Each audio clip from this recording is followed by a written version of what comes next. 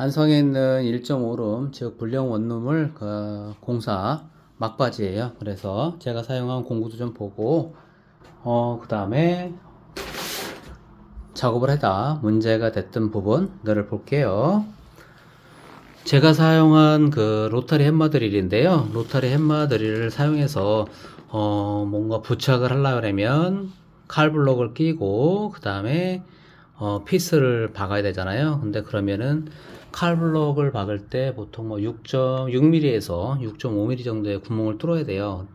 그런데 그 무게가 많이 나가지 않는 그런 것을 뚫으면서 6.5mm씩 아니면 6mm씩 구멍을 너무 크게 뚫는 게 좋지 않아서 제가 찾아봤더니 이렇게 직접 박을 수 있는 장치가 나와 있네요.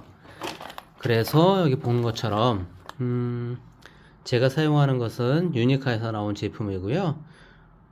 여기 3.5mm 드릴로 콘크리트 드릴로 구멍을 뚫고 나서 그 다음에 피스를 직접 박으면 돼요. 자, 그러면 볼까요? 제가 사용하는 드릴이고요. 3.5mm 구멍을 뚫고 이렇게 생긴 유니카에서 나온 제품인데요. 이놈을 직접 구멍 뚫은 곳에다가 박으면 얘가 그 톱니같이 생겨가지고 들어가면서 그 나사를 내요. 그렇기 때문에 고정이 되고요. 제가 사용해본 결과로는 굉장히 높은 그 하중까지도 견뎠어요. 어떤 면에서는 칼블록을 끼는 것보다 더 큰 하중을 견디는 것 같아요. 단지 구멍을 뚫을 때 한 번에 잘 뚫어야 된다는 그런 단점이 있죠. 그래서 제가 생각할 때는 일반 드릴, 겸용 드릴을 가지고는 너무 여러 번 뚫기 때문에 구멍이 아마 넓어지거나 구멍 사이즈가 차이가 날 거예요. 제가 가지고 있는 이런 로터리 햄머 드릴로 뚫으면 한 번에 깔끔하게 뚫어지거든요. 그러면 아까 피스를 직접 결합하면 될 것 같습니다. 그 다음에 그냥 공구가 생각보다 굉장히 많아요. 왜냐면 제가 여기서 일을 해야 되는 것들이 큰 것들은 다 발주를 내는데요. 발주를 내도 부족한 것들이 굉장히 많아요. 그래서 이렇게 우레탄 폼건도 있고요. 그리고 얘는 제가 사용하는 전선을 까는 기계고요. 얘도 전기 작업할 때 쓰는 거고요. 이놈은 전동 드라이버인데요. 이런 그 전동 드릴을 사용하니까 굉장히 편리하게 빨리 작업을 할 수 있었어요. 그리고 뭐 이것도 전선 까는데 사용하는 거죠. 그리고 얘가 그 사용 빈도가 굉장히 많은데요. 뭔가를 긁어낼 때 사용하는 스트리퍼네요. 그리고 뭐 이렇게 어두운 곳에서 작업할 때 사용하기 위해서 이렇게 헤드램프도 준비를 했답니다. 얘는 파이프를 자를 때 사용하는 동관 커터기이고요. 파이프 렌치도 있고 롱로드도 있고 많이 있네요. 그리고 특이한 것은 별도로 보이지 않고요. 이거는 배관을 하다가 남은 자재들이고 열수축 튜브를 사용하는데요. 전선을 작업을 하고 열수축 튜브를 사용해서 전선과 전선의 연결 부위에 절연을 해주면 일이 좀 편리해요. 그래서 사용하고 있습니다. 그때 열을 가하기 위해서 터보라이터도 사용하면 편리하세요. 터보라이터를 사용하는 것을 추천드리고요. 그리고 이건 제가 그 한멜트라고도 하고 글루건이라고 하는데요. 가끔 조금씩 그 작업을 해야 할 때가 있어요. 글루건을 전기 연결하고 너무 복잡해서 얘는 그 충전식이에요. 조금씩 일을 할 때는 매우 편리하게 사용되고 있답니다. 그리고 이거는 저 마스크를 끼고 그 일을 하다 보면 숨이 굉장히 답답해서 제가 3M에서 나온 그 산업용 마스크를 샀어요. 필터가 양쪽에 있다 보니까 저항이 많지 않아서 숨을 쉬는데 좀 뭐 이렇게 답답하지 않게 숨을 쉴 수가 있어서 제가 사용하고 있습니다. 그리고 오늘 이걸 설명해 드리려고 찍게 됐어요. 사실 이게 이렇게 에어컨 위에 덮어져 있는 거예요. 그래서 에어컨이 직사광선을 받지 않기 때문에 효과는 괜찮을 거라고 생각이 들어요. 그런데 여기 보시면 이렇게 안쪽에 말벌집이 있었어요. 비가 안 맞고 어떤 좋은 조건 하에 있다 보니까 벌들이 집을 져서 이렇게 사네요. 그래서 지금 이거를 설치를 하게 되면은 이렇게 설치하면 이 뒷부분에 공간이 있고 측면에도 이렇게 공간이 있어요. 그러다 보니까 벌들이 날아와서 집을 져요. 만약에 윗부분에 어떤 햇빛 받는 것 때문에 덮는다면 공간이 없도록 스티로폼 등을 이용해서 시공을 해야 될 것 같습니다.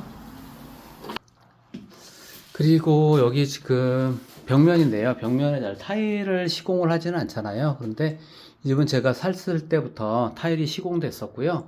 근데 줄눈이 없어서 제가 줄눈 시공을 별도로 했는데요. 그때 줄눈 시공을 할 때 가장 표시가 나지 않게 하기 위해서 회색을 사서 줄눈 시공을 했어요. 근데 회색이 옆에 조금 묻어도 금방 표시가 나고 해서 닦기가 굉장히 어려웠어요. 아마 그 시간상으로 보면 한 2배가 뭐예요? 한 3, 4배의 시간은 들어간 것 같습니다. 물론 하고 나니까 깔끔해서 보기는 좋은데 수고는 굉장히 많이 더 해야 된다는 그런 단점이 있네요. 이쪽 경계선 같은 경우에 제가 흰색으로 해봤는데요. 흰색으로 하면은 뚜렷하게 줄눈이 생겨서 좋기는 한데 기존에 돼 있던 타일의 줄눈 간격이 일정하지가 않아서 제가 생각할 때는 흰색으로 하면 보기가 싫을 것 같아서 회색으로 했어요. 근데 회색이 시간이 많이 들어서 줄눈 작업을 했습니다. 에어컨이 이쪽 벽면에 설치가 되어 있는데 보니까 에어컨 콘센트가 이쪽에 있어요. 근데 기존에 사용하시던 분은 에어컨 밑에 있는 이 콘센트를 사용해서 전원을 투입을 했는데요. 에어컨 같은 경우에는 전기가 소모가 많기 때문에 처음에 건물을 지을 때부터 에어컨 전용 이렇게 콘센트가 있잖아요. 그리고 NFP 그러니까 누전 차단기도 별도로 에어컨이 분리가 돼 있어요. 그렇기 때문에 에어컨은 에어컨 콘센트에 꽂는 게 원칙이고 그게 좋을 것 같아서 제가 이렇게 전선을 별도로 연결을 했습니다. 참고로 에어컨 같은 경우에는 전기 사용량이 좀 많기 때문에 용량이 충분한 걸로 사용했으면 좋겠고요. 저는 1.5스퀘어짜리를 사서 연장을 했습니다.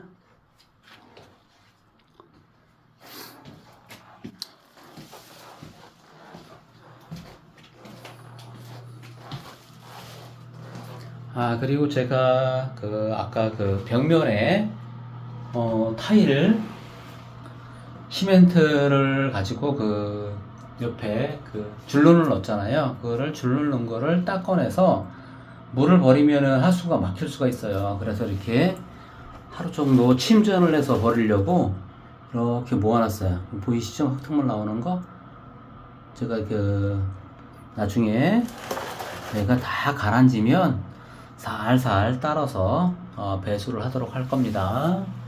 그리고 제가 일부에서 여기 같은 경우에는 팬이 설치가 되어 있지 않았다고 말씀을 드렸고 팬을 설치할 수 있는 베개 구멍이 있다고 말씀드렸잖아요. 그래서 제가 구멍을 이용을 해서 이렇게 연결을 했습니다. 여기가 베개 팬 부분이고요.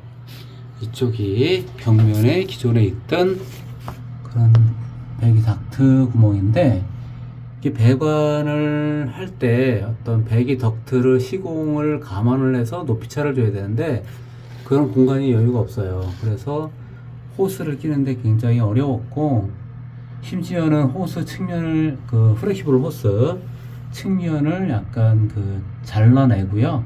낀 다음에 실리콘으로 보수를 하고 겉에 이렇게 비닐로 둘른 상태입니다. 이 지저분한 비닐은 나중에 잘라내도록 하겠습니다.